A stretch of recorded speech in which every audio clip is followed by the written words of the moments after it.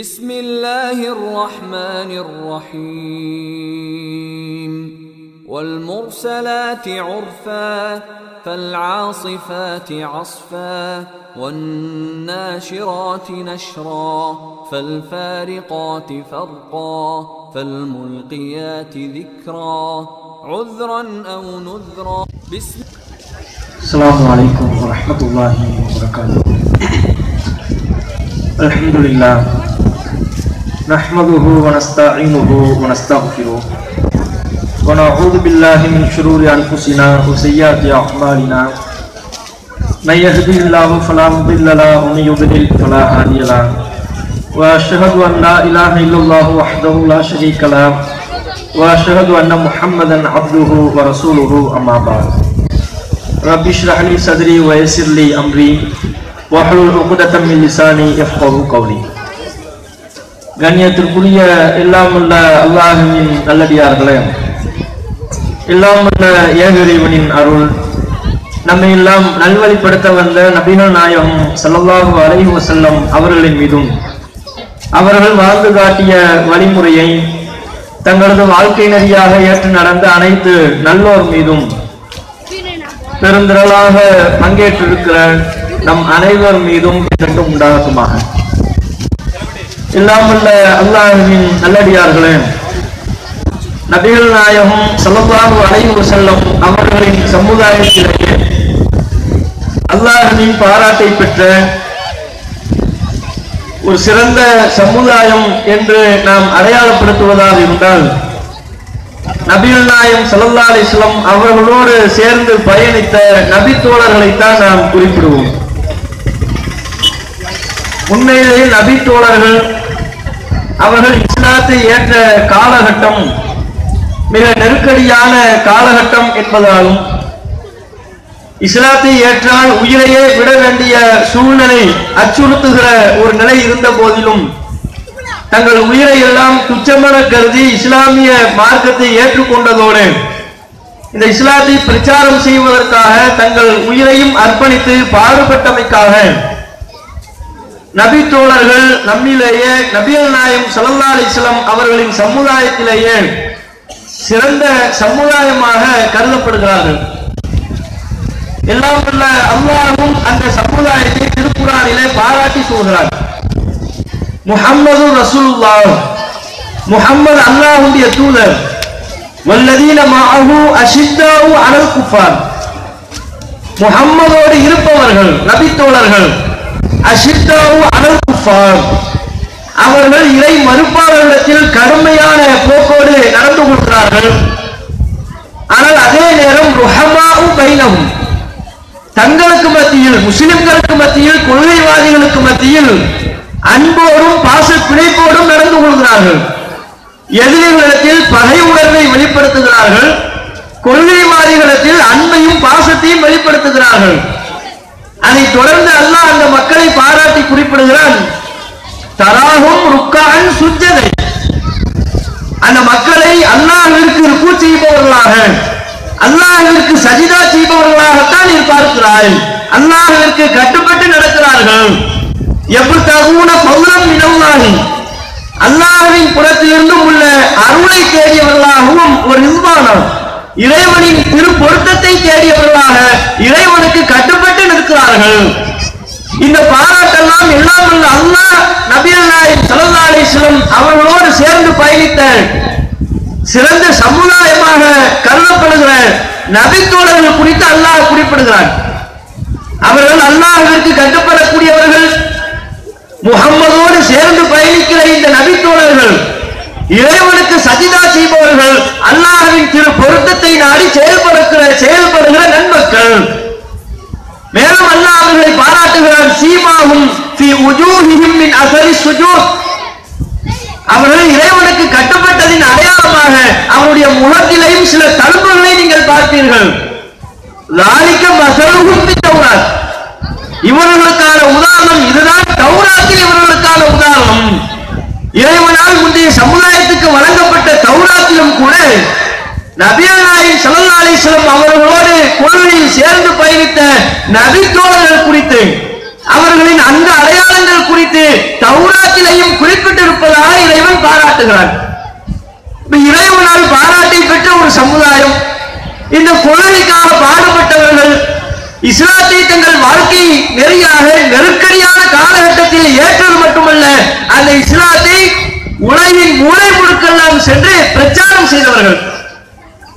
அந்த மக்களை அல்லாஹ் பாராட்டுவதோடு நபிகள் நாயகம் ஸல்லல்லாஹு அலைஹி வஸல்லம் அவர்கள் மூலமாகவும் இறைவன் பல்வேறு பாராட்டுகளை தெரிவித்திருக்கிறார்.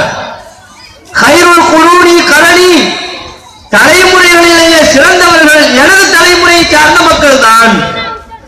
எனக்கு பிறகு எத்தனை தலைமுறைகள் தோன்றினாலும், எத்தனை தலைமுறை சமுதாயங்கள் உருவெடுத்தாலும், சிறந்த தலைமுறை என்று சொன்னால் என் காலத்தில் வாழ்ந்த என்னுடைய தோழர்கள் என்று நபிகள் நாயகம் ஸல்லல்லாஹு அலைஹி வஸல்லம் அவர்களும் பாராட்டுகிறார்கள். நாமும் நபி தோழர்கள் மேல் பல மதிப்பையும் மரியாதையும் வைத்திருக்கிறோம்.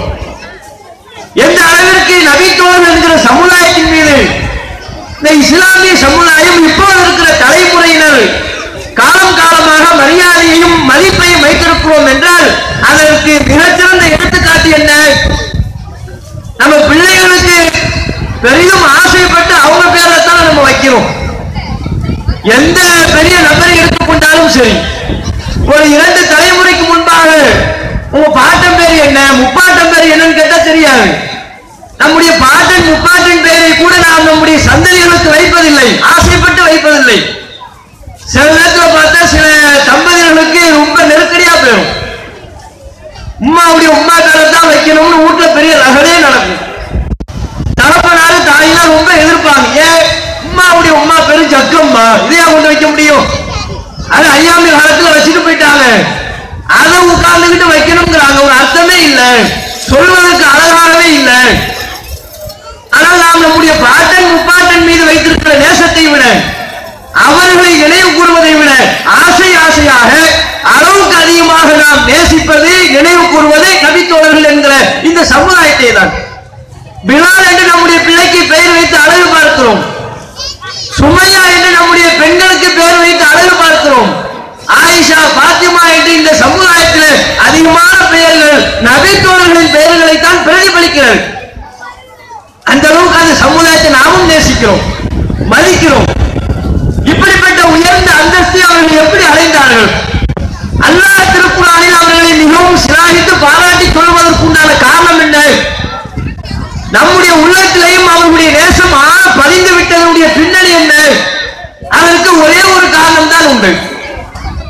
நாம் யாரை நேசிக்கிறோமோ, திருக்குர்ஆனில் எந்த நன்மக்களை அல்லாஹ் பாராட்டி பேசுகிறாரோ அத்தகைய நபித்தோழர்கள் திருக்குர்ஆன் அருளப்பட்ட காலத்தில் வாழ்ந்து குர்ஆன் அவர்களை வார்த்தெடுத்த ஒரு சமுதாயமாக, குர்ஆனின் பல்வேறு கட்டளைகளை, இறை போதனைகளை தன்னுடைய வாழ்க்கையில் பிரதிபலிக்கிற ஒரு சமுதாயமாக உருவெடுத்தார்கள். அதே இந்த திருக்குர்ஆன் அருளப்படுவதற்கு முன்பு அவர்களுடைய நிலை என்ன? அவருடைய வாழ்க்கை முறை, அவருடைய கலாச்சாரம், இன்றைக்கு எந்த அளவிற்கு கெட்ட மனிதர்கள் எல்லாம் இருக்கிறார்களோ, பல்வேறு தீய மனிதர்களுக்கு எத்தகைய வர்ணனை பெயர்களை எல்லாம் வைப்போமோ, அந்த அத்தனை வர்ணனை பெயர்களையும் வைப்பதற்கு தகுதி உள்ளவர்களாகத்தான் அறியாமை காலத்திலே பல நபித்தோழர்களுடைய நிலை இருந்தது. இன வெறியர்களாக இருந்தார்கள், மொழி வெறியர்களாக இருந்தார்கள். அற்ப காரணங்களுக்காகவெல்லாம் போர் பூண்டு போரில் சண்டையிட்டு தங்களுடைய சார்ந்த மக்களையே கொலை செய்யக்கூடியவர்களாக இருந்தார்கள். எல்லா ஆசையும் அவர்களுக்கு இருந்தது. பெண் ஆசை இருந்தது, விபச்சாரம் அவர்களால் சாதாரணமாக பார்க்கப்பட்ட ஒரு பாவம், மது என்கிற மதுவிலையும் அவர்கள் மூழ்கி திளைத்தவர்கள், போதை வஸ்துக்களை உட்கொள்வதை தவறான ஒரு காரியமாக அவர்கள் பார்ப்பதே கிடையாது. கேடுகட்ட சமுதாயம் என்று இன்றைக்கு நாம் யாரை குறிப்பிடுவோமோ, எத்தகைய ஒரு கலாச்சார சூழலையும் வாழ்க்கை முறையையும் பின்பற்றி வாழக்கூடிய மக்களை இத்தகைய தீய சொற்களால் அடையாளப்படுத்துவோமோ, அத்தகைய அனைத்து அடையாளங்களும் இன்றைக்கு நாம் பாராட்டுகிற, மதிக்கிற, நேசிக்கிற நபித்தோழர்களிடத்திலையும் இருந்தது. குர்ஆன் அருளப்படுவதற்கு முன்பு அவர்களுடைய வாழ்க்கை அப்படித்தான் இருந்தது என்பதை திருக்குர்ஆனிலேயும் அல்லாஹ் குறிப்பிடுகிறார். வதுக்ரு நிஅமத்துல்லாஹி அலைக்கும், அல்லாஹ் உங்களுக்கு செய்திருக்கிற அருட்கொடைகளை எல்லாம் எண்ணி பாருங்கள். ஏன் நீங்கள் அல்லாஹ்வுடைய அருட்கொடை எண்ணி பார்க்கணும்? நீங்கள் எப்படி இருந்தீர்கள்? இது குண்டும் அதான், நீங்கள் எதிரிகளாக பகைவர்களாக இருந்தீர்கள். அற்ப காரியங்களுக்கெல்லாம் எல்லாம் கொலை செய்யக்கூடிய கொடியவர்களாக இருந்தீர்கள். ஜென்ம பகையை வளர்த்து கொண்டு பல்வேறு தீய கலாச்சாரத்திலே மூழ்கி இருந்தீர்கள்.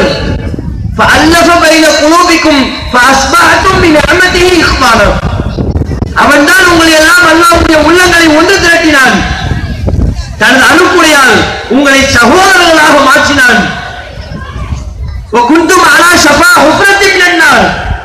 நீங்கள் நரகத்தின் விளிம்பில் இருந்தீர்கள் என்று அல்லாஹ் சொல்லிவிட்டார். இதுக்கு மேல என்ன வேணும்?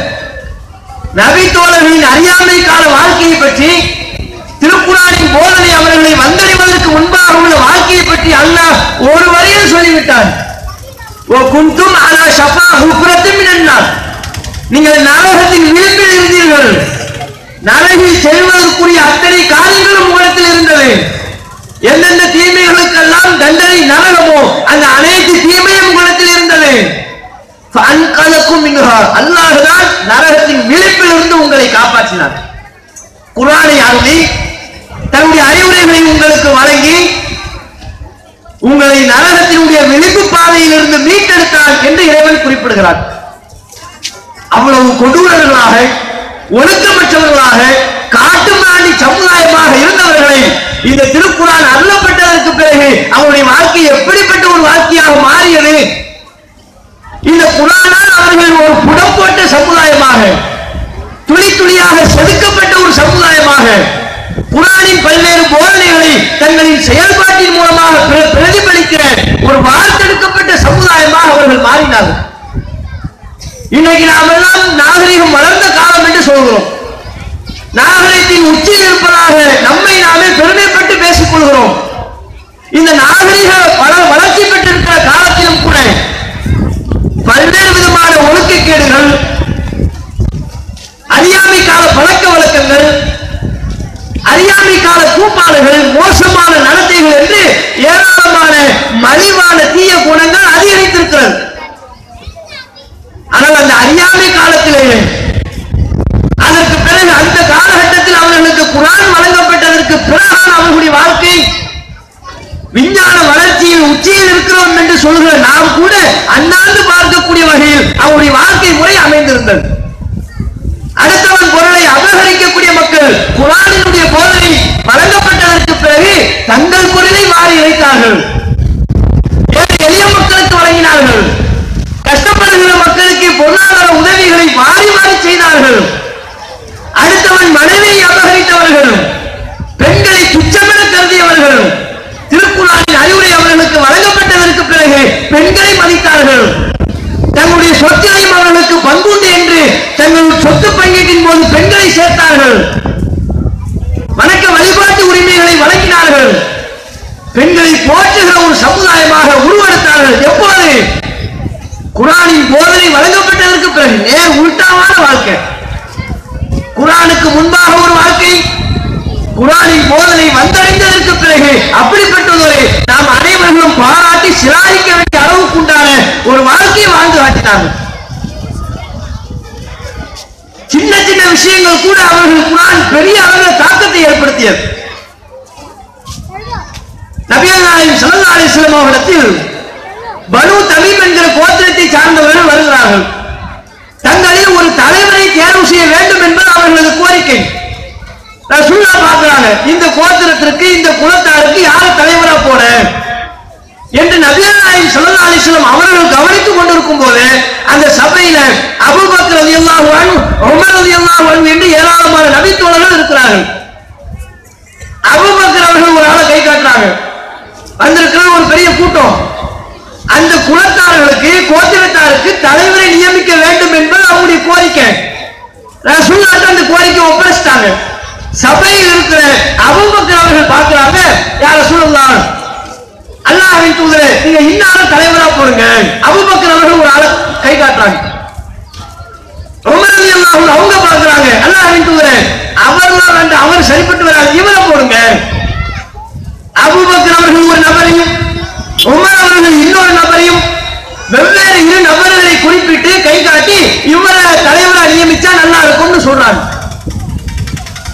வேற வேற நபர்களை கை காட்டின உடனே அபூபக்கர் அவர்கள் உமர்கிட்ட கேட்கிறாங்க, உமரே, அரபை இல்லா ஹிலாஃபி, எப்போதும் எனக்கு மாறு செய்வதே உங்களுக்கு வழக்கம். நான் ஒண்ணு சொன்னா அதுக்கு மாத்தமா சொல்விய, நான் ஒரு கருத்தை சொன்னா அதுக்கு ஏட்டிக்கு போட்டியா செய்யறதுக்கு நிற்பிய, எனக்கு மாறு செய்வதுதான் உங்களுடைய நோக்கம் அப்படின்னு அபூபக்கர் அவர்கள் உமர்கிட்ட சொல்ல, உமர் அவங்க சொல்றாங்க, உங்களுக்கு மாறு செய்வதெல்லாம் என்னுடைய நோக்கம் இல்லை, மாரத்து ஹிலாஃபக், எனக்கு யாரும் தலைவனா போட்டா நியமிச்சா நல்லா இருக்கும் தோணுச்சு, அவளைத்தான் நான் சொன்னேன், உங்களுக்கு ஏட்டிக்கு போட்டி அளிக்கணுங்கிறது என் நோக்கம் இல்லை. ரெண்டு பேருக்கும் வாய் தகராறு. அபூபக்கர் அவர்கள் மேற்கொண்டு பேச, உமர் அவர்கள் அதற்கு பதிலளிக்க, இப்படியே இரண்டு நபி தோழர்களின் சப்தமும் நபிகள் நாயகம் ஸல்லல்லாஹு அலைஹி வஸல்லம் அவர்கள் முன்னிலையிலே ரசூலுல்லாஹ் அந்த சபையில் இருக்கும் போது அபூபக்கர் அவர்களும் உமர் அவர்களும் மாறி மாறி பேசுறாங்க. பள்ளிவாசலே இந்த ரெண்டு பேருடைய சப்தம் ஆக்கிரமிக்கிறது. ரசூலுல்லாஹ் அமைதியா இருந்தாங்க, அதை கண்டுக்கவே இல்லை. ஆனால் அல்லாஹ் பொறுத்துக் கொள்ளவில்லை. தன்னுடைய தூதர் இது போன்ற ஒரு செயலின் மூலமாக சிறிதளவும் மனவேதனைக்கு உள்ளாக்க கூடாது, அவமானப்படுத்துவதற்குண்டான அடையாளம் கூட இருக்கக்கூடாது என்கிற வகையில் அல்லாஹ் இந்த செயலை கண்டித்து வசனத்தை அனுப்புகிறார். யா அய்யுஹல்லதீன ஆமனூ, நம்பிக்கை கொண்டவர்களே, லா தர்ஃபஉ அஸ்வாத்தக்கும் ஃபௌக ஸௌத்தி நபி, நபி உங்களோடு இருக்கும்போது அவர் சத்தத்துக்கு மேல உங்க சத்தம் உயருது, நபிக்கு முன்னாடி நீங்க சத்தம் போட்டு பேசாதீங்க, காட்டு கூச்செல்லாம் போடக்கூடாது. வலா தஜ்ஹரு லஹு பில் கவுல் கஜஹரி பஅதிக்கும், உங்களில் சிலர் மற்ற சிலரை சத்தமிட்டு அழைப்பதை போல காட்டு கூச்சல் போடுவதை போல நபிக்கு முன்னால் நடக்கக்கூடாது.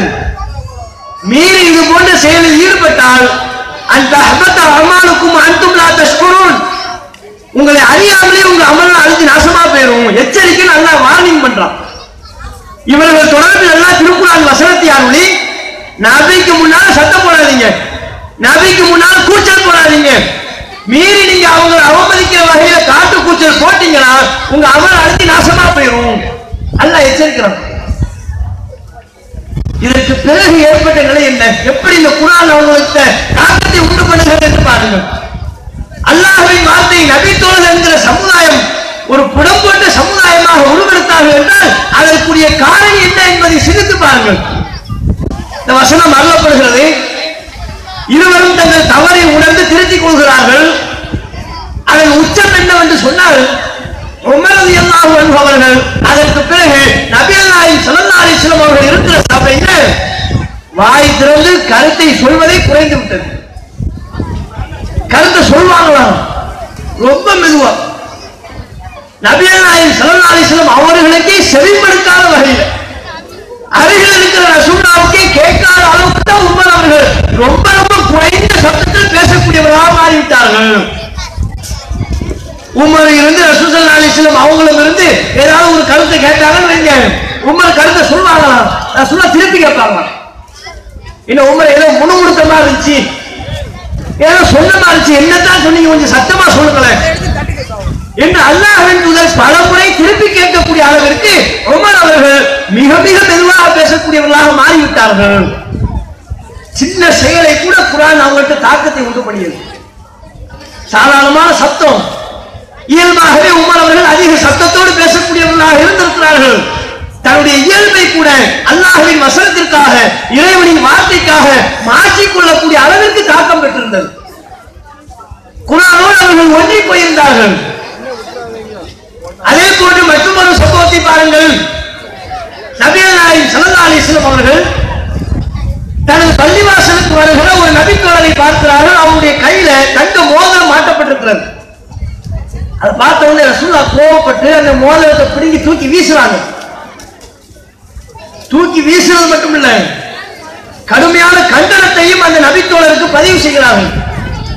அயமிது அஹதுக்கும், உங்களில் ஒருவர் விரும்புவாரா, இலா ஜம்ரத்தின் பின்னாரின் பேசி அலுஹாத் யதிஹி, நரக நெருப்பான கங்கை தன்னுடைய விரலில் மாட்டி வைத்திருப்பதை விரும்புவாரா?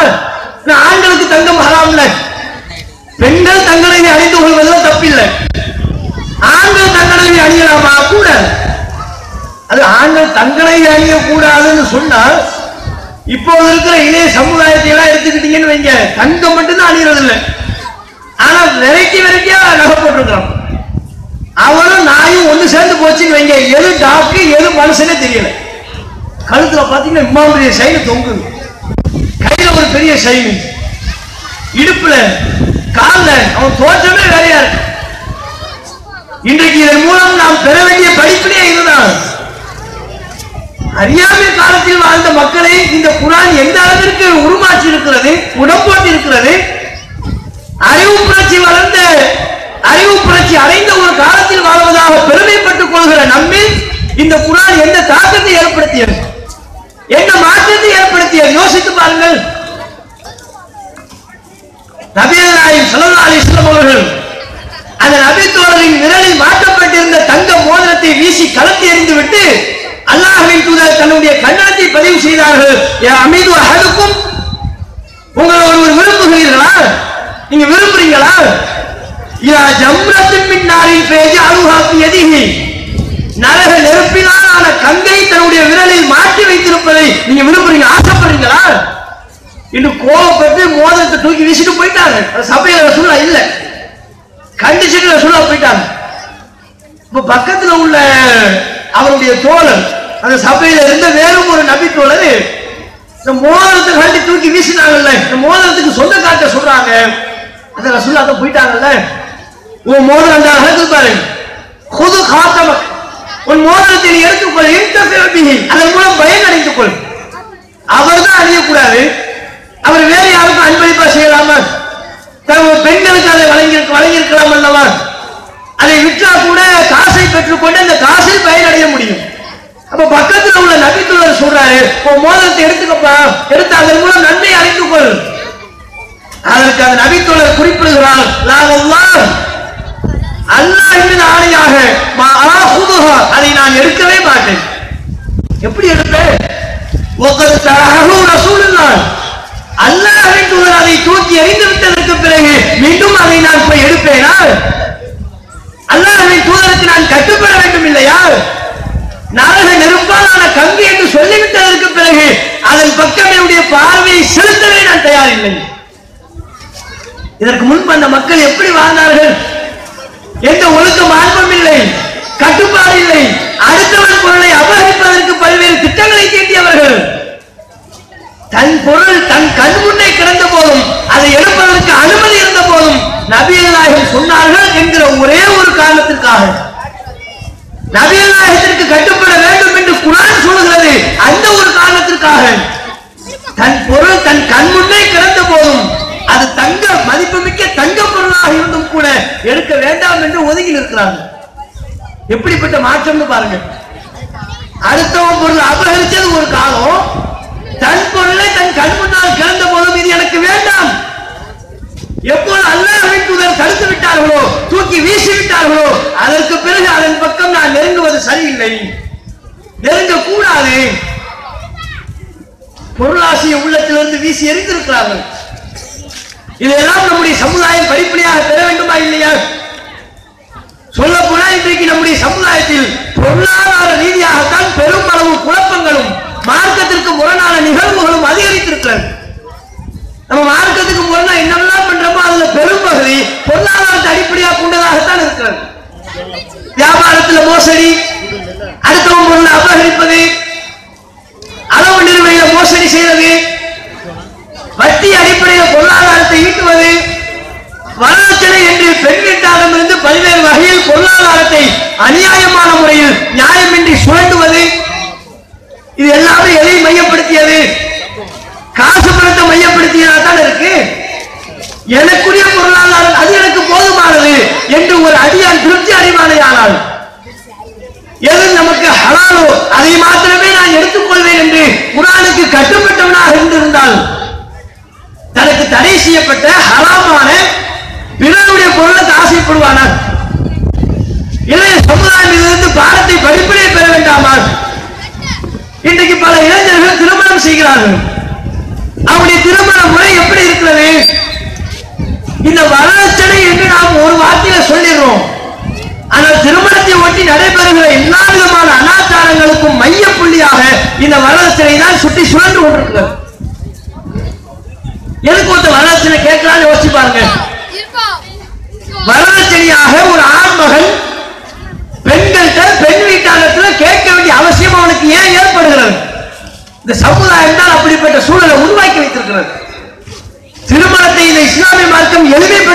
போது, லேசாக்கி இருக்கும் போது இந்த சமுதாயம் திருமணத்தை செலவுபடுத்தி வைத்திருக்கிறது.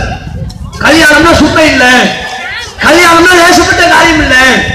அதுக்கு லட்சக்கணக்கில் செலவு பண்ணி விருந்து கொடுக்கணும், சொந்த பந்தங்களுக்கெல்லாம் எல்லாரையும் வளைச்சு ஒரு விருந்த போடணும், ஊர் மக்கள் யாரும் விடுபடாத அளவுக்கு விருந்தளிக்கணும் என்று ஏராளமான மார்க்கம் சுமத்தாத சிரமங்களை இந்த சமுதாயம் சுமத்தி இருக்கிற காரணத்தினாலதான் அவன் கனெக்ட் பண்ணி பார்க்கிறான். இவ்வளவு பேருக்கு சாப்பாடு கொடுக்கணும், இவ்வளவு சொந்த பந்தங்களை கூப்பிடணும், அந்த செலவு இருக்கு, இந்த செலவு இருக்கு. அது ஊருக்கு ஒரு கல்யாண கலாச்சாரம் வேறுபடும்.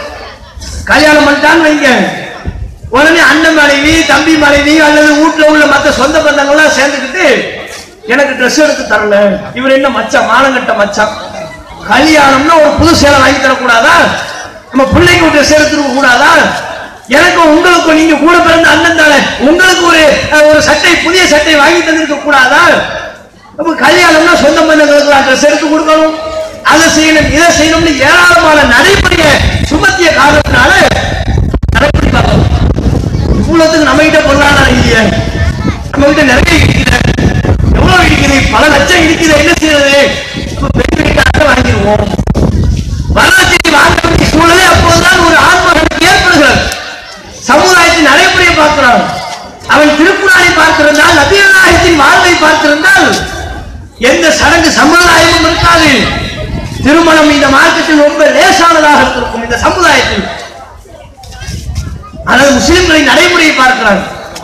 காலம் காலமாக எந்த நடைமுறை பின்பற்றப்பட்டு வந்ததோ அந்த நடைமுறையை பார்க்கிற காரணத்தினால் அவனுக்கு சிரமமா தெரியுது. சடங்கு சம்பிரதாயங்களை நிறைவேற்றுவதற்கு பொருளாதாரம் தேவைப்படுகிறது. தான் திரட்டி வைத்திருக்கிற பொருளாதாரம் பற்றவில்லை என்ற உடனே பலவற்றையை பார்க்கிறோம். ஆரம்ப கால இந்த தௌஹீத் ஜமாத்தினுடைய வீரியமிக்க பிரச்சாரத்தின் காரணத்தினால் படிப்படியாக வரலாற்றினை குறைக்கப்பட்டு கொண்டு வந்த காலத்தில் கூட என்ன சொன்னார்கள்? ஆரம்ப கால தௌஹீத் இளைஞர்கள் நாங்க ஒரு பைசா கூட வரலாற்றினை வாங்க மாட்டோம் என்று திருமணம் செய்தார்களே, இன்றாலும் அதை நடைமுறைப்படுத்திக் கொண்டிருக்கிறார்களே. இப்போது பெருகிருச்சு, இப்ப பேஷன் ஆயிடுச்சு. பொருளாதார சுமையெல்லாம் பார்த்து எங்களுக்கு தௌஹீத் மாப்பிள்ளை தான் வேணும்னு கேட்கிற நிலை உருவாகிவிட்டது. ஆனா ஆரம்ப காலத்துல என்ன சொன்னாங்க? வரதட்சணை வேண்டாம்னு சொன்னால் ஒருவேளை மாப்பிள்ளை அதுல வீக்கோ என்று கேட்கக்கூடிய அளவிற்கு அவரது ஆண்மை தன்மையவே குறை காணக்கூடிய அளவிற்கு இந்த சமுதாயத்தின் பேச்சு இருந்ததா இல்லையா?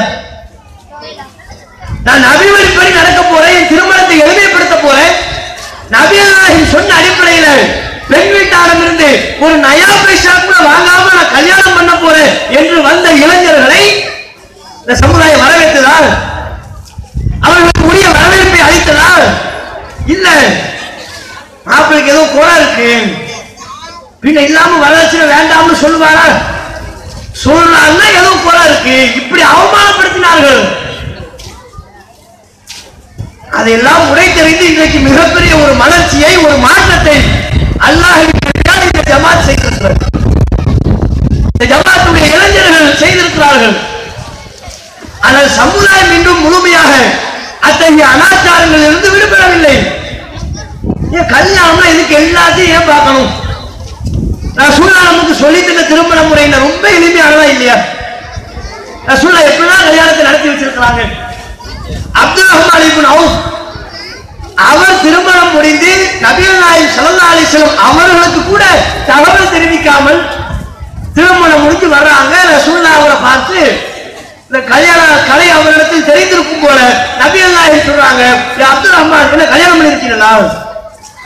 ரசூலுல்லாஹ்வுக்கே தெரிவிக்காமல் உயிரை விட மேலாக நேசித்த நபிகள் நாயகம் ஸல்லல்லாஹு அலைஹி வஸல்லம் அவர்களுக்கு கூட தெரிவிக்காமல் திருமணத்தை நடத்தியிருக்கிறார்கள். இதை பலமுறை நம்ம கேட்டாலும் நம்ம மனசு ஏத்துக்குமா? நம்ம கிட்ட சொல்லாம நம்ம நண்பர் கல்யாணம் பண்ணிட்டாரு, சொந்த பந்தங்கள்ல நம்ம அக்கா பிள்ளைக்கோ அண்ணன் பிள்ளைக்கோ கல்யாணம் நடந்துருச்சு. இந்த ஹதீஸ் நமக்கு தெரியும் வைங்க, உசுரோட மேலா நேசிச்ச ரசூலுல்லாஹ்வுக்கே தகவல் சொல்லல. அதுக்காக அப்துல் ரஹ்மான் இப்னு அவுஃப் மேல ரசூலுல்லாஹ் கோபப்படவும் இல்லை, ஒரு வார்த்தை கூட என்கிட்ட சொல்லலையேன்னு வருத்தப்படல. இது மாதிரி நம்மளும் நடந்து கொள்வோம் என்கிற எண்ணம் இந்த சமுதாயத்துக்கு ஏற்பட்டிருக்காங்க. மாத்தமா தான் இருக்கும். என்ன சொன்னாலும் சரி நம்ம கிட்ட ஒரு வார்த்தை சொல்லியிருக்கலாமே, ஒரு போன் பண்ணா நீங்க குறைஞ்சா போயிருவேன், 10 வருஷத்துக்கு கேட்டுட்டு இருப்பான்.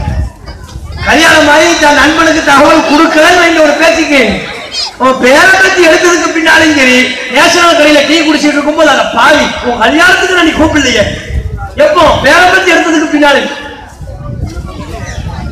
அப்ப ஏன் நம்ம இடத்துல ஒரு தாக்கத்தை ஏற்படுத்தல இந்த குர்ஆனின் அறிவுரை, ரசூலுல்லாஹ்வுடைய எளிய வாழ்க்கை முறை? அதே போல ரசூலுல்லாஹ் எப்பெல்லாம் திருமணத்தை நடத்தி வச்சிருக்கிறாங்க பாருங்க. ஒரு அம்மா வராங்க ரசூலுல்லாஹ் இடத்துல வந்து, அல்லாஹ்வின் தூதரே என்னை தங்களுக்கு நான் அர்ப்பணித்து விட்டேன். ரசூலுல்லாஹ் இடத்துல பெண்கள் விரும்பினால் அல்லாஹ்வின் தூதரத்தில் தங்களை அர்ப்பணிக்கலாம் என்று ஒரு சட்டம் இருந்தது. அதுக்கப்புறம் அல்லாஹ் அதை நிறுத்திட்டான். இதுக்கு மேல அர்ப்பணித்தல் என்பது கிடையாது. அது அமுலில் இருந்த சந்தர்ப்பத்தில் ரசூலுல்லாஹ் இடத்துல அர்ப்பணிக்கிறாங்க. ரசூலுல்லாஹ் அந்த பெண்மணியை பார்த்து அவங்கள திருமணம் பண்ணதுக்கு விருப்பம் இல்லை, தலையை கீழே தொங்க போடுறாங்க. ஏற இறங்க பார்த்துட்டு தலையை கீழே தொங்க போடுறாங்க. அப்ப பக்கத்தில் உள்ள நபி தோழர்கள் அவர்களில் ஒருவர் ரசூலுல்லாஹ் இடத்துல ரசூலுல்லாஹ்வுக்கு பிடிக்கலன்னு தெரிஞ்ச உடனே ரசூலுல்லாஹ் கேட்கிறாங்க, அல்லாஹ்வின் தூதரே உங்களுக்கு விருப்பம் இருந்தா அப்படியே நம்ம கல்யாணம் பண்ணி வைக்கிறது, அப்படியே செழிப்பா உன்னை கல்யாணம் பண்ணி வைக்கிறேன், மகனாக கொடுப்பதற்கு உன் இடத்துல என்ன இருக்கு? மகனாக கொடுக்கறதுக்கு என்ற பெருமதியான செல்வம் எதுவுமே இல்லை, அப்படிலாம் சொல்லக்கூடாது, வீட்டுக்கு போ, என்ன செல்வம் இருக்குதோ அதை எடுத்துக்கிட்டு வா, மகன் கண்டிப்பா கொடுக்கப்படணும், வலியுறுத்தி அனுப்பி வைக்கிறாங்க. அவர் வீட்டுக்கு போயிட்டு வந்து பார்க்கிறாரு, மகரா கொடுக்கும் அளவுக்கு பெருமதியான செல்வமோ பொருளாதாரமோ எதுவுமே இல்லை. இறுதியில ரசூலுல்லாஹ் சொன்னாங்க, உலவு ஹாத்தம மின் ஹதீத், இப்ப ஒரு இரும்பு மோதிரம், மதிப்பு மிக்க இரும்பு மோதிரம் இருக்கான்னு பாரு, போ, அனுப்பி வைக்கிறாங்க. அது கூட அப்படி வீட்டுல இல்லை. இல்ல அல்லாஹ்வின் தூதரே இரும்பு மோதிரம் கூட என்கிட்ட இல்லை, மகராக கொடுப்பதற்கு போதிய பொருளாதாரம் செல்வம் எண்ணத்தில் இல்லை. ஒண்ணு இருக்குது, இதோ என்னுடைய இந்த கீழாடை இருக்கிறது, விசாலமான கீழாடை, இதில் வேண்டுமானால் பாதியை கிழித்து அந்த பெண்ணுக்கு மகராக வழங்கவா? அப்ப ரசூலுல்லாஹ் கேட்டாங்க, என்னப்பா பேசுற, இந்த கீழாடை பாதி கீழாடை அவள் மானத்தை மறைக்க போதுமானதா இருக்குமா? மீதி உள்ள பாதி உன் மானத்தை மறைக்க போதுமானதா இருக்குமா? இதை விடு. மாமாக்கமினல் குர்ஆன், குர்ஆன்ல இருந்து உனக்கு என்ன தெரியும் அதை சொல்லு. குர்ஆன்ல இருந்து அது எனக்கு நிறைய தெரியும், அது தெரியும், இது தெரியும், நிறைய பட்டிய போடுற. அப்ப ரசூலுல்லாஹ் பார்க்கறாங்க, பரவாயில்ல, குர்ஆன்ல இருந்து மகராக கொடுக்கிற அளவுக்கு ஒரு பெரும் குர்ஆனினுடைய செல்வம், பொருளாதார செல்வம் அவரிடத்தில் இல்லாவிட்டாலும் குர்ஆன் செல்வம் அவரிடத்தில் இருந்தது, அதை அந்த பெண்ணுக்கு நீ மகராக வழங்க வேண்டும் என்று சொல்லி நபிகள் நாயகம் ஸல்லல்லாஹு அலைஹி வஸல்லம் அவர்கள் திருமணம் முடித்து வைத்தார்கள். வரும்போது அந்த அம்மா யாரோ, இந்த நபித்தோழர் யாரோ, சில மணி நேரங்களிலேயே அவர்கள் இருவரும் தம்பதியர்கள். ஒரு திருமணம் அல்லாஹ்வின் தூதருடைய முன்னிலையில் எளிமையான அடிப்படையில் நடந்து முடித்து விட்டது. இன்னைக்கு இது மகரா கொடுக்கறதுக்கு எண்டையும் குர்ஆன் இருக்கு, யாரும் கை தூக்க இயலாது. மீதி இருந்தா இந்த ஆட்கள் எங்க இருக்கும்? இந்த குர்ஆன் மகரா கொடுப்பேன், என்ன போய் வச்சிருக்கீங்க? சப்பீஸ்மா வச்சிருக்கிறேன், ஓடியே பேர் அந்த அம்மா ஹலத்தாக்கு வச்சிருக்கு, நீ சப்பீஸ்மா மட்டும் தான் வச்சிருக்கிறேன். அந்த அம்மா சொல்லிடும், இதெல்லாம் இந்த அம்மா எங்களுக்கு ஹல்லத்தாக்கு தெரியும், நான் வேற எதுவும் சொல்லி கொடுக்கவான்னு கேட்டேன். அந்த அளவுக்கு குர்ஆன் தொடர்பான அறிவுரை தெரிந்து கொள்வதையும் ஆண்களை விட இளம் பெண்கள் ஆர்வத்தோடு இருக்கிறார்கள். இதில் நீங்கள் கவனிக்க வேண்டிய, சிந்திக்க வேண்டிய அம்சம் என்ன? நபிகள் நாயகம் ஸல்லல்லாஹு அலைஹி வஸல்லம் அவர்கள் முன்னிலையில் எப்படி ஒரு எளிமையான திருமணம் நடைபெற்று முடிந்திருக்கிறது. பந்தல் போடல, ஊர் உலகத்துக்கு சொல்லல, ஊரையெல்லாம் வளர்ச்சி விருந்தளிக்கக்கூடிய அளவிற்கு அவற்றை பொருளாதாரமும் இல்லை, அதை மார்க்கமும் அனுமதிக்கல, ஆடல் பாடல் கச்சேரிகள் இல்லை, பெரிய அளவிலான திருமண பத்திரிகைகள் அடித்து எல்லா நபித்தோழர்களுக்கும் விளம்பரம் செய்யல, எந்த ஆடம்பரமும் இல்லாமல் எந்த அனாச்சாரமும் இல்லாமல் நபிகள் நாயகம் முன்னிலையில் ரசூலுல்லாஹ்வுடைய தலைமையில் எளிமையான ஒரு திருமணம் நடந்திருக்கிறது என்று சொன்னால் இதைத்தானே இந்த சமுதாயம் பாடமாக பெறணும். ரசூலுல்லாஹ்வுடைய இந்த நடைமுறை நம்மிடத்தில் ஒரு தாக்கத்தை ஏற்படுத்தி இருந்தால், குர்ஆன் அடிப்படையிலான நபிகள் நாயகத்தின் இந்த வழிகாட்டுதல் நம்மிடத்தில் மாற்றத்தை ஏற்படுத்தி இருக்கிறதா என்று யோசித்து பாருங்கள். எளிமையா திருமணம் நடத்துறது எவ்வளவு பேர்? இந்த ஜமாஅத்தை தொடர்ந்து இந்த சமுதாயத்தில் பிரச்சாரம் செய்து ஓரளவு மக்களை நாங்கள் வென்றெடுத்திருக்கிறோம். ஆனால் இன்னும் பல மக்கள் ஆடம்பரமாக திருமணத்தை நடத்தக்கூடியவர்களாக இருக்கிறார்கள். அல்லாஹ்வின் திரு பொருத்தத்தை அவர்கள் இலக்காக கொள்ளாமல் உலக மக்களினுடைய திருப்தியையும் அவர்களின் அற்ப பாராட்டுதலையும் இலக்காக கொள்கிறார்கள். ரசூலுல்லாஹ் நமக்கு என்ன சொல்லி தந்தாங்க? அல்லாஹ்வின் தூதர் அவர்கள் நமக்கு அறிவுரை வழங்கியது என்ன? திருமணம் தொடர்பாக கைரும் நிக்காஹி ஐஸருஹு, திருமணத்தில் சிறந்த திருமணம் மிக எளிமையாக இலகுவாக நடத்தப்படுகிற திருமணம் தான். இந்த ஆலமன் நிக்காஹி பரக்கத்தன் ஐஸருஹு, அல்லாஹ்வுடைய அபிவிருத்தி பரக்கத்தின் பெற்ற திருமணம் மிக குறைந்த செலவில் நடத்தப்படுகிற திருமணம் தான் என்றெல்லாம் ரசூலுல்லாஹ் நமக்கு ஏராளமான அறிவுரைகள் வழங்கியதற்கு பிறகு அல்லாஹ்வுடைய பரக்கத்து எனக்கு வேண்டாம் என்பதை போலத்தான் இந்த சமுதாயம் நடக்குது. அல்லாஹ்வுடைய பரக்கத்துல எனக்கு தேவையில்லை, மக்கள் பாராட்டினா போதும். ஊரையெல்லாம் வளர்ச்சி விருந்து போடுறதுக்கு என்ன காரணம்? ஆடம்பர விருந்து, ஆடம்பர அளவிற்குண்டான பந்தல்கள், இன்ன பிற அனாச்சாரங்கள் எல்லாம் நடைபெறுவதற்கு ஏது மையப்புள்ளி? ஊர் மக்களுடைய திருப்தியை பெற்றாகும், சொந்த பந்தங்களுடைய திருப்தியை பெற்றாகும். யாரும் நம்முடைய வீட்டு திருமணத்தை பற்றி எந்த குறையும் சொல்லிவிடக் கூடாது. அதான் நோக்கம்.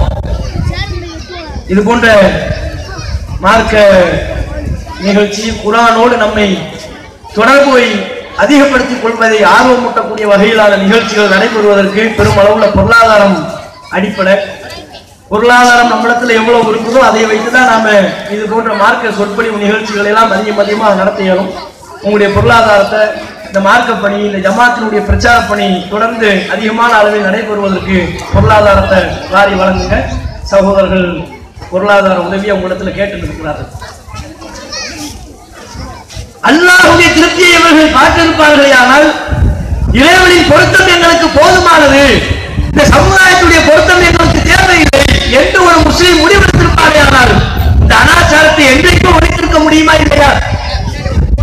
சரி, மக்கள்லாம் திருப்தி அடையணும், மக்கள்லாம் பாராட்டணும்னு கல்யாணம் பண்றாங்க, ஆடம்பரம் செய்கிறார்கள். திருமண பத்திரிகை அடிப்பதிலிருந்து அதற்காக வேண்டி பல்வேறு விதமான அனாவசிய செலவுகளை செய்வதிலிருந்து எல்லாத்தையும் மக்கள் பொருத்தத்தை பார்த்து பார்த்து செய்கிறார்கள்.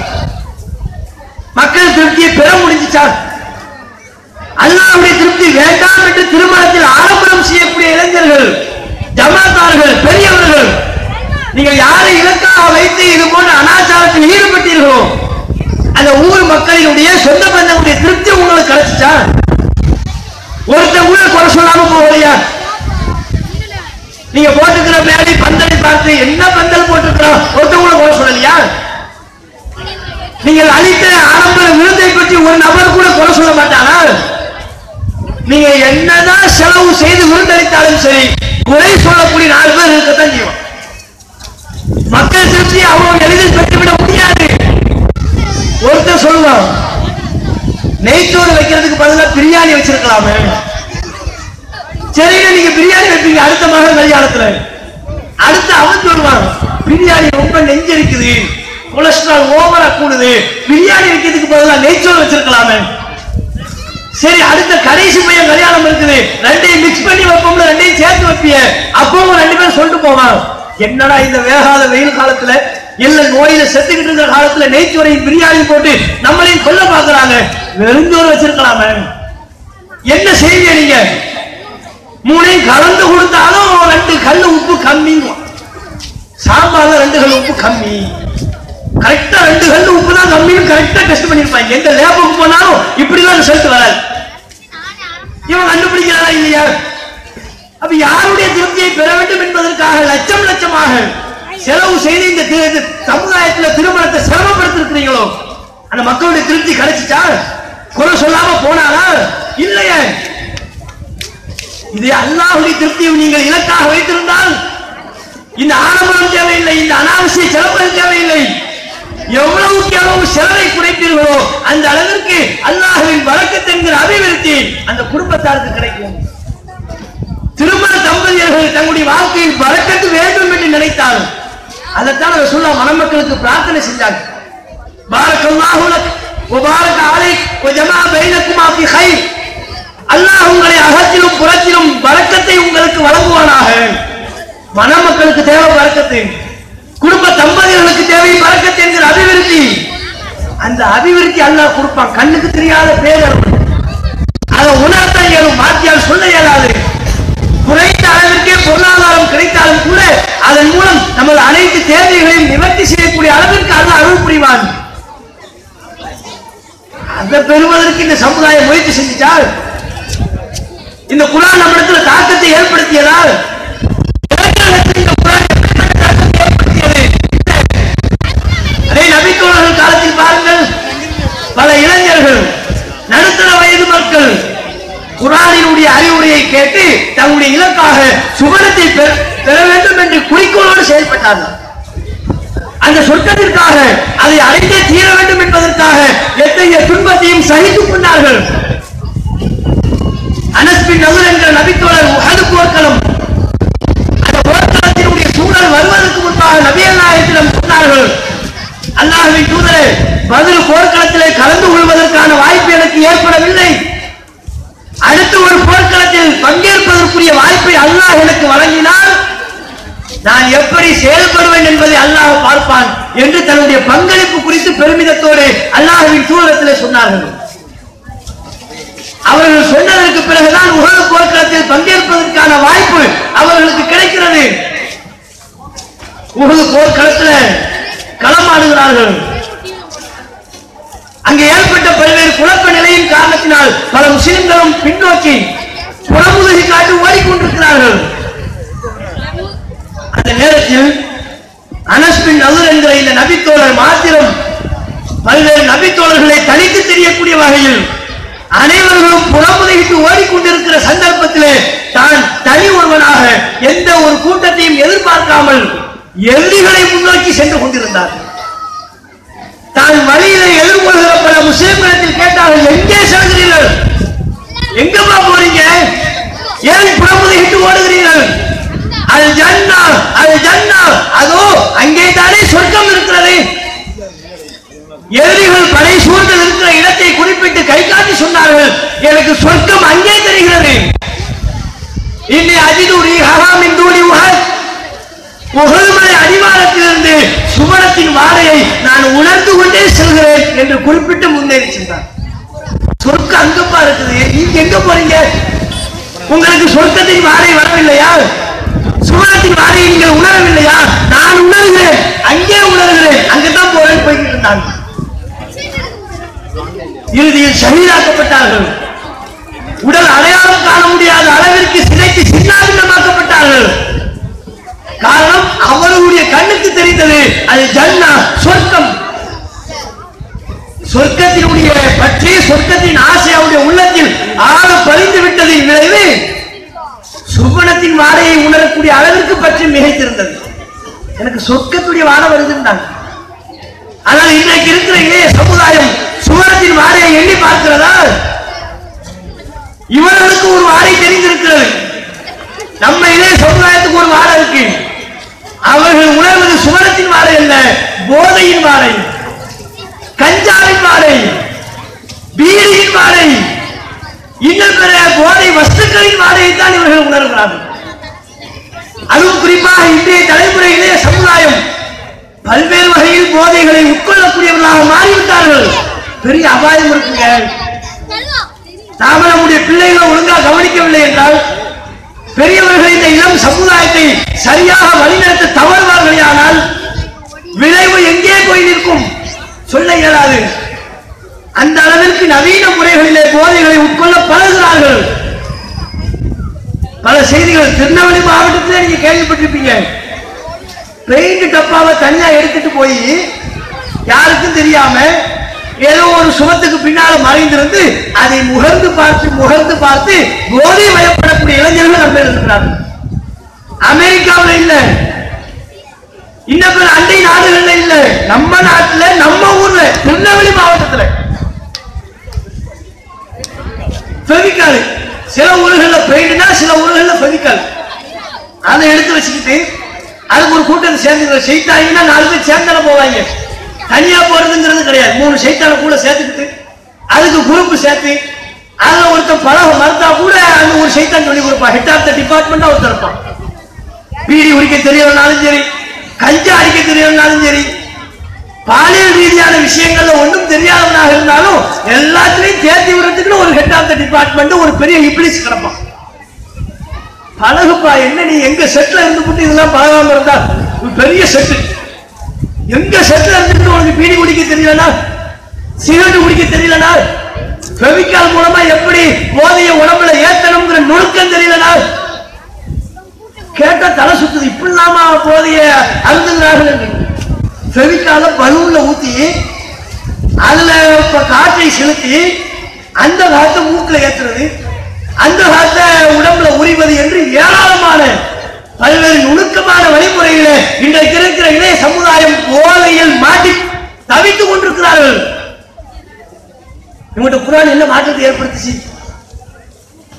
இவர்களிடத்தில் குர்ஆனினுடைய அறிவுரை எப்படிப்பட்ட ஒரு தாக்கத்தை உண்டு பண்ணியது? இவர்களுக்கு தெரிந்தது போதையின் வாடை, மதுவின் வாடை.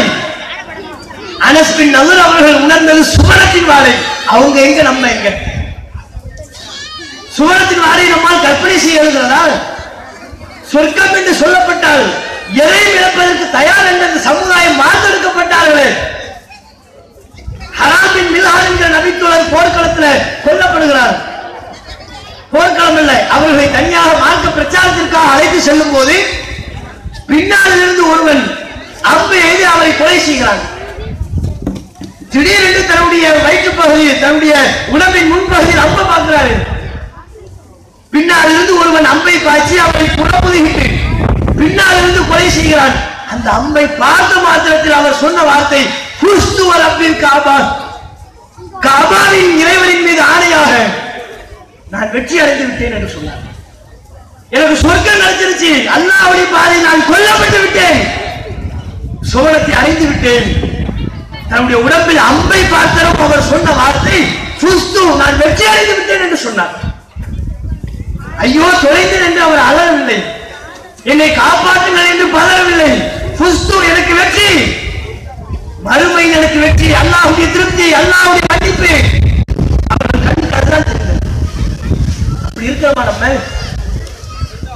அது போன்ற ஒரு பண்பை இந்த குர்ஆன் நம்மிடத்தில் ஏற்படுத்தி இருக்கிறதா? ஒரு மாற்றத்தை ஏற்படுத்தி இருக்கிறதா? இவர்கள்ட்ட தாக்கம் செலுத்துறதுலாம் யாருங்கிறீங்க? ரசூலுல்லாஹ் பத்தி படிச்சு தாக்கத்துக்கு உள்ளாக மாட்டாங்க. குர்ஆன்ல அல்லாஹ்வுடைய வசனங்களை படிச்சு தாக்கத்துக்கு உள்ளாகிறது இல்லை. சினிமா படங்களை பார்த்து, நடிகளை பார்த்து, நடிகை பார்த்து தாக்கத்துக்கு உள்ளாகும். பல இளைஞர்களுடைய போன்ல டெஸ்க்டாப்ல பல நடிகை உட்கார்ந்து சிரிச்சுக்கிட்டு இருக்காங்க. யார் அவன்? அக்காவா, தங்கச்சியா, மாமி பொண்ணா? மாமி பொண்ணா இருந்தாலும் நீ வைக்க கூடாது, ராங்கு. அந்த நடிகை எதுக்கு நீ வச்சுக்கிட்டு இருக்கிற? அந்த போனோட வந்து பள்ளிவாசலுக்கு தான் வருவான். எப்பேற்பட்ட பயபக்தி! அப்ப இவர்களுடைய தாக்கம் எங்க? இன்னும் பல பேர் தலையில பாருங்க, அவங்க தலையிலே தெரியும் யாரு இவன். அல்லாஹ்வை நேசிக்கிறவனா, நபியை நேசிக்கிறவனா, நடிகரை நேசிக்கிறவனா? இங்கிட்ட பார்த்தா திடீர்னு எலி கிளம்புற மாதிரி இருக்கும். இந்த பக்கத்துல சண்டையில ஒரு 5 முடி 10 முடிய எண்ணி பிரிச்ச மாதிரி இருக்கும். நடுவுல அணில் நிக்கிற மாதிரி இருக்கும். தூரத்துல இருந்து பார்த்தா அணில் நிக்கிறதுன்னு தான் நினைப்பிய. அதுக்கேற்ற மாதிரி ஒரு மரக்கலர்ல பெயிண்ட், ஸ்பைக்குங்கிற பேர்ல தலையில நட்டு வான் நோக்கி வானத்தை பத்தி சிந்திக்கிற மாதிரி அப்படியே தலைமுடியெல்லாம் அசையாம ஒரு அணி நிக்குதுன்னு பார்த்தா பக்கத்துல வந்தா தான் தெரியும் நம்ம பயப்பட. எதுக்குடா இப்படி அலையிற? ஏன் இவ்வளவு விகாரமா உன் தோற்றத்தை மாத்திக்கிட்ட? கேட்டு பாருங்க, நீங்க என்ன பதில் வருங்கிறீங்க? தலைவர் இந்த சினிமா படத்துல அப்படி ஒரு ஹேர் ஸ்டைல் போட்டார்ல, மெனக்கட்டு 500 ரூபாய் கொடுத்து இந்த கட்டிக்கு நான் வெட்டிட்டு வந்திருக்கேன். அடப்பா, 500 ரூபாய் என்கிட்ட வேஸ்ட் பண்ண, என்கிட்ட சொன்னா 4 ரூபாய் நானே பிடிச்சிருப்பேன். இதுக்கு எதுக்கு 500 ரூபாய்? எதற்கு தாக்கத்துக்கு உள்ளாகலான்னு பாருங்க. அப்ப குர்ஆனோட தொடர்பு, நபிகள் நாயகம் ஸல்லல்லாஹு அலைஹி வஸல்லம் அவர்களுடைய வாழ்க்கை, அவர்கள் இந்த மார்க்கத்திற்காகப்பட்ட கஷ்டம். ஏதோ நாம முஸ்லீமா இருக்கிறோம்னா நம்முடைய பரம்பரை, நம்முடைய தலைமுறை, அவர்களெல்லாம் பரம்பரையாக முஸ்லீமாக இருந்த காரணத்தினால் இந்த இஸ்லாம் நமக்கு கிடைச்சிருக்கு. இல்லை என்று சொன்னால் இப்படிப்பட்ட இளைஞர்களுடைய இருக்கும் இடத்தது. குர்ஆன் தொடர்பு இல்லாம, ரசூலுல்லாஹ் பத்தி ஒண்ணும் தெரியாம இவர்கள் இஸ்லாத்தில் இருப்பதாக சொல்கிறார்கள் என்றால் அதன் பொருள் இவர்கள் இஸ்லாத்தை அறிந்து இல்லை, இஸ்லாத்தினுடைய கொள்கை கோட்பாட்டின் மீது ஈர்க்கப்பட்டு இந்த இஸ்லாத்தில் இல்லை, பெயருக்கு இருக்கிறார்கள். பெற்றோர், அவங்க பெற்றோர், அவங்க வாப்பம்மா என்று பரம்பரையாக முஸ்லீமா இருந்த ஒரே காரணத்துக்காகத்தான் இந்த இஸ்லாம் நமக்கு கிடைச்சிருக்கு. அதையெல்லாம் சிந்தித்து பார்த்து அல்லாஹ் நமக்கு வழங்கியிருக்கிற இந்த அனுப்புரை எண்ணி பார்த்து நம்முடைய வாழ்க்கையை நாம சீர்திருத்தம் செய்யணும். குர்ஆனினுடைய அறிவுரைக்கு ஏற்ப நம்முடைய வாழ்க்கையை மாற்றம் செய்வதற்கு முன் வரணும். அதற்கு உங்களுக்கு உண்டான ஒரு வழிமுறை, அது போன்ற தவறான வழிமுறையில் இருக்கிற பல்வேறு விதமான போதை வஸ்துக்களுக்கு அடிமையாக இருக்கிற தம்முடைய வாழ்க்கையுடைய அழகை, மறுமையுடைய வெற்றியை தொலைத்து நிற்கிற இளைய சமுதாயத்திற்கு ஒரு வேண்டுகோளை விடுக்கிறோம். இந்த ஜமாத்தில் உள்ள இளைஞர்களோடு நீங்கள் சேருங்கள். இந்த ஜமாத்தில் உள்ள இளைஞர்களோடு தொடர்பு வையுங்கள். பள்ளிவாசலுக்கு வாங்க, ஜும்மாவுடைய சொற்பொழிவை கேளுங்கள். இன்னும் பிற மார்க்க சொற்பொழிவோடு ஒரு தொடர்பில் நீங்கள் இருப்பீர்களானால் அது நம்மை பண்படுத்துவதற்கு ஏதுவான ஒரு வாய்ப்பாக இருக்கும். ஏன் இந்த ஜமாத்தில் உள்ள இளைஞர்களுக்கு சைத்தானிலே கெடுக்க இயலாதா? நாம தவறான வழிமுறையில போவதற்கு ஆசைப்பட மாட்டோமா? இருந்தாலும் இந்த தொடர்பு நம்மை காப்பாற்றுகிறது. பள்ளிவாசல் தொடர்பு, சக நல்ல ஒழுக்கத்தை கடைபிடிக்கிற, நல்லொழுக்கத்தை விரும்புகிற நல்ல நண்பர்களுடைய தொடர்பு. அவ்வப்போது யாரேனும் ஒருவர் அல்லாஹ்வின் வசனத்தை, நபிகள் நாயகத்தின் போதனையை நமக்கு நினைவுபடுத்திக் கொண்டே இருக்கிற ஒரு சூழல் ஏற்படும் போது அல்லாஹ்வுடைய கிருபையால் இறை பயத்தை எப்போதும் நாம் நம்முடைய உள்ளத்தில் ஏந்தி நிற்கிற ஒரு வாய்ப்பு நமக்கு கிடைக்கும். அல்லாஹ் அதற்கான வழிமுறையா சொல்றார், யா அய்யுஹல்லதீன ஆமனு தக்குல்லாஹ், நம்பிக்கை கொண்டவர்களே அல்லாஹ்வை பயப்படுங்கள், வகூனு மஅஸ்ஸாதிகீன், உண்மையாளர்களோடு இருங்கள். நல்லோர்களோடு நம்முடைய தொடர்பை நாம் அதிகப்படுத்திக் கொள்வோமே, ஆனால் எல்லாம் அல்லாஹ் அவனுடைய அச்சத்தை நம்முடைய உள்ளத்தில் போடுவான். அதற்கு ஒரு வாய்ப்பாக இருக்கும். அந்த அழைப்பை, இந்த சந்தர்ப்பத்தை பயன்படுத்தி அது போன்ற இளைஞர்களுக்கு நாங்கள் கொடுக்கிறோம். நம்முடைய கொள்கை, நான் கொண்டிருக்கிற கொள்கை எனக்கு மறுமையில வெற்றியை பெற்று தருகிற கொள்கையா? நான் இப்போது சென்று கொண்டிருக்கிற இந்த பாதை அல்லாஹ்வுடைய திருப்திக்குரிய பாதையா? இளைஞருடைய முன்னோர்கள் காலகாலமாக சென்று அழிவை நோக்கிய பாதையா? முன்னோர்கள் சொன்னார்கள் காரணத்துக்காக இந்த பாதையில போறானா என்றெல்லாம் நம்முடைய வாழ்வு குறித்து நாம் சிந்திக்க கடமைப்பட்டிருக்கிறோம். நம்முடைய மறுமை பயணம் குறித்து சிந்திக்க இளைஞர்கள் கடமைப்பட்டிருக்கிறார்கள். எது எதற்கோ நேரம் ஒதுக்குகிறீர்கள், அற்ப விளையாட்டுகளுக்கு நேரம் ஒதுக்குகிறீர்கள், நண்பர்களோடு வாட்ஸ்அப் பேஸ்புக்கில் உரையாடுவதற்கு நேரம் ஒதுக்குகிறீர்கள், அதிலேயே மூழ்கி திளைக்கவும் செய்கிறீர்கள். ஒரு சில மணி துளிகள் உங்களின் மறுமை வாழ்க்கை குறித்து, அதற்கான பயணத்தின் பாதையில் நான் எங்கே இருக்கிறேன், என்னுடைய இந்த பயணம் வெற்றியாக அமையுமா, அல்லாஹ்வுடைய திருப்தி எனக்கு கிடைக்குமா என்றெல்லாம் யோசித்து பார்த்தால் நம்முடைய பயணம் சரியாக அமையும். நாளை மறுமையில் வெற்றி பெறுகிற வாய்ப்பு கிடைக்கும். எல்லாம் அல்லாஹ் அத்தகைய நல்வாய்ப்பை நம் அனைவருக்கும் தந்தருள்வானாக என்று கேட்டு நிறைவு செய்து போகிறேன். அஸ்ஸலாமு அலைக்கும் வரஹ்மத்துல்லாஹி